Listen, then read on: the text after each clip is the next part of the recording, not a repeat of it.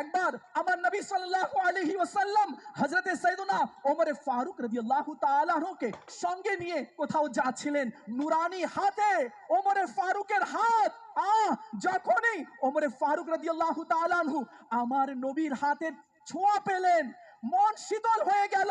ওমরে ফারুক বললেন, ইয়া সাইয়্যিদি ইয়া রাসূলুল্লাহ ফিদাকা আবি ওয়া উম্মি, ইয়া রাসূলুল্লাহ, হে আল্লাহর হাবিব, আমার মা বাবা আপনার চরণে উৎসর্গ হোক। ইয়া রাসূলুল্লাহ, আমি আপনাকে মা বাবা স্ত্রী সন্তান কারোবার ব্যবসা বাণিজ্য বাগান যা কিছু রয়েছে এর থেকে বেশি আপনাকে ভালোবাসি। কিন্তু ইয়া রাসূলুল্লাহ সাল্লাল্লাহু আলাইহি ওয়াসাল্লাম, আমি ওমর আপনাকে নিজের জানের চেয়ে বেশি ভালোবাসতে পারিনি।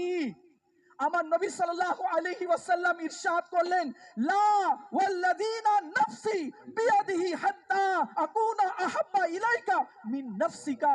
এ ওমর শুনো, রব্বে কাবার শপথ, রব্বে কাবার কসম, আমি নবী বলছি, যতক্ষণ তুমি নিজের জানের চেয়ে বেশি আমাকে ভালোবাসবে না, ততক্ষণ তুমি কামিল ঈমানদার হতে পারবে না।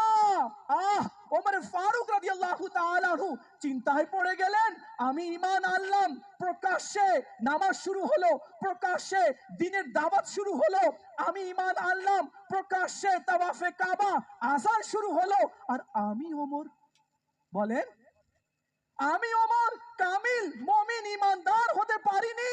আমার নবী বলেন, না, যতক্ষণ ওমর রাদিয়াল্লাহু তাআলা আনহু, যতক্ষণ না তুমি নিজের জানের চেয়ে বেশি আমাকে ভালোবাসবে না, ততক্ষণ তুমি কামিল ঈমানদার হতে পারবে না।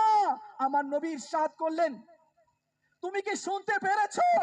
ওমর ফারুক বলেন, ইয়া সাইয়্যিদি ইয়া রাসূলুল্লাহ, হ্যাঁ আমি শুনলাম, এবার শুনুন ইয়া হাবিবাল্লাহ, এই ওমর আপনাকে এখন নিজের জানের চেয়ে বেশি ভালোবাসে।